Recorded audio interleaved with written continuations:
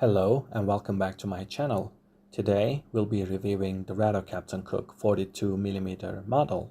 As you know, Rado is a well-established Swiss brand that was founded in 1917 and is now part of the Swatch Group. In terms of positioning, Rado sits above the group's brands like Certina, Hamilton and Tissot, but below Omega and Breguet.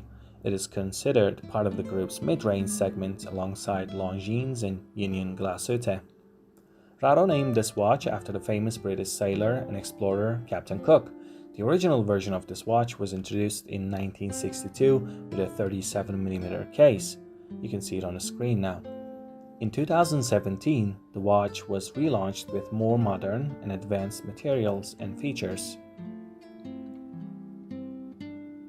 The 42mm model we're looking at has a case diameter of 42mm, a case thickness of 12.1mm, a 21mm lug width, and a lug-to-lug length of 48.5mm. It's also worth mentioning that a modern 37mm version of this watch is available.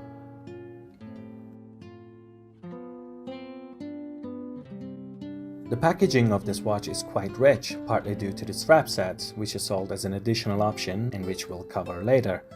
The box itself is very elegant and matches the brand's prestige. In fact, I'd say it's the most premium feeling box I've come across in terms of quality among all the watches I've reviewed so far. The watch comes seated on a sturdy yet soft-coated platform. The friend who lent me this watch purchased it with a beads of rice bracelet, so the extra bracelet links are included in the package. So let's close the box now and take a look at the strap set.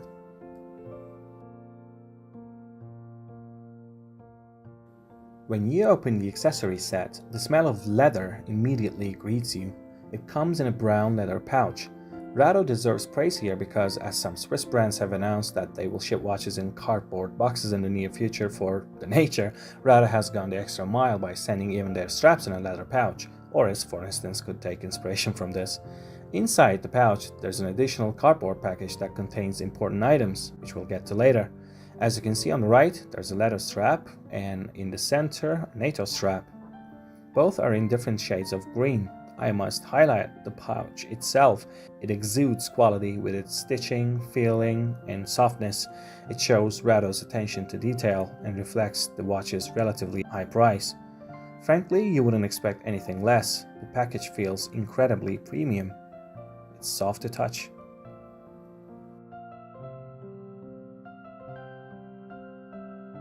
Since we're discussing the strap set, let me also show you how to remove the bracelet and attach the straps to the watch. The watch comes with quick release pins, as you can see. By placing your fingernail under the pin on the bracelet's underside and pressing, the bracelet detaches easily. Removing the first end is straightforward, and the second one is even simpler since there is no resistance. Every surface is smooth, which I have to emphasize. Even the case back is beautifully finished to a high standard. Now that the watch is without its bracelet, let's examine its weight. The watch weighs 70 grams without the bracelet and approximately 160 grams with it. Starting with the straps, the green leather strap is excellently crafted, soft to touch, and features no sharp edges on its steel components. The Rado logo is engraved on the buckle.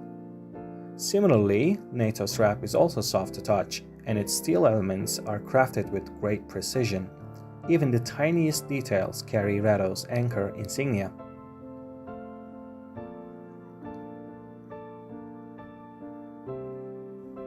Now, I've attached the leather strap to the watch, and I must say it suits the watch perfectly.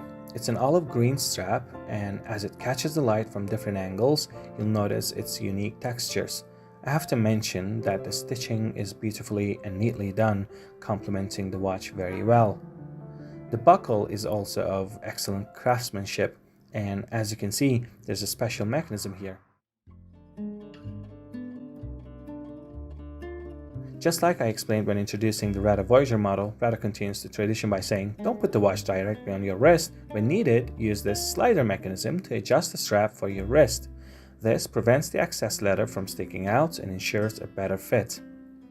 When you think about it, this approach is both practical and ensures a perfect fit.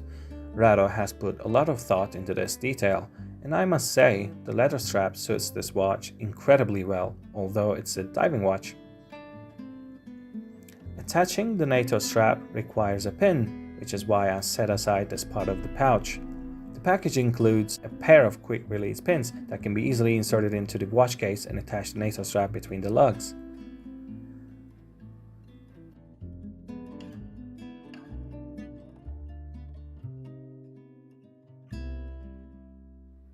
The NATO strap is truly elegant. Its color harmonizes perfectly with the dial, perhaps even better than the leather strap.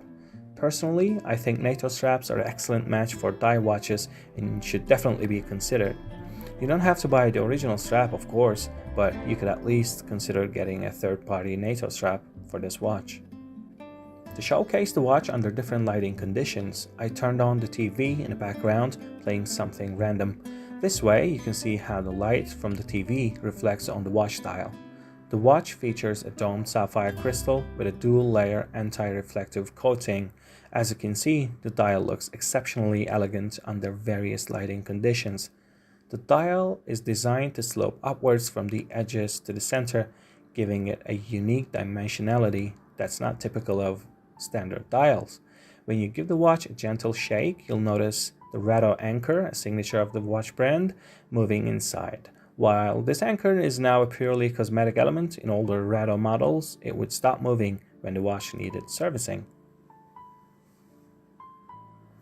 I must say, I greatly admire the craftsmanship across all surfaces of the watch.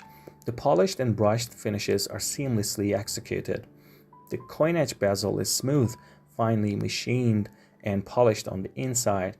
When viewed from above, the polished lugs and center links of the bracelet stand out. The crown and logo also feature polished surfaces. Thanks to the distortion effect of the sapphire crystal, the dial appears incredibly pleasing to the eye.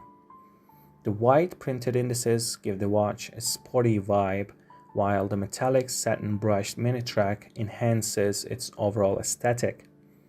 The Rado text beneath the iconic anchor is well printed, and the italicized Captain Cook text at the 6 o'clock position adds a touch of elegance. The ceramic insert on the bezel exhibits impressive precision, which you can also observe.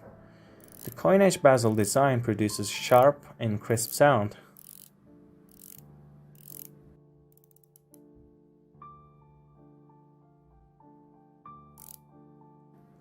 As you hear, the bezel clicks with consistent tension across all positions, holding firmly without any backplay and aligning perfectly.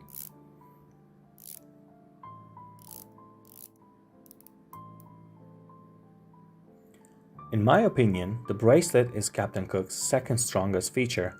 The Beads of Rice or Boar bracelet boasts top-notch craftsmanship and material quality. The middle clasp is smooth, finely crafted and flawless. On the clasp, you'll see Rado's signature striped pattern, which I consider one of the best clasp designs.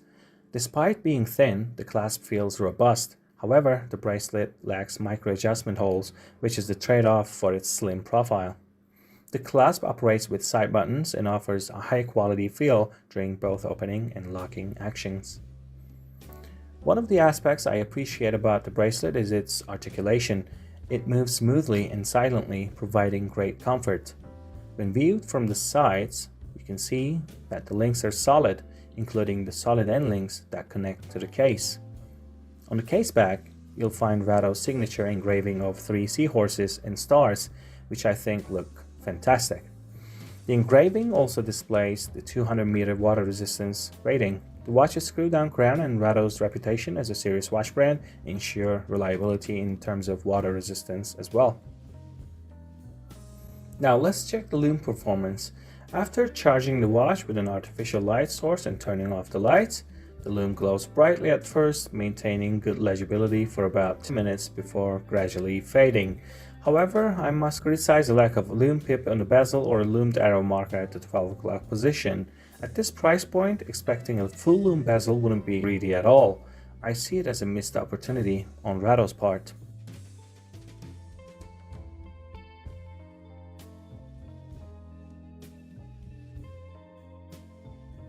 I've been wearing the watch for a few days now, and I can confidently say it's one of the most refined watches I've reviewed on this channel.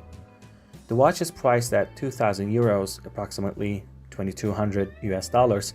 As someone who evaluates watches based on their price, I think the Captain Cook is worth it. Its design is unique, it has rich heritage dating back 60 years, and its material quality, craftsmanship, reliable powermatic movement, and water resistance are all impressive.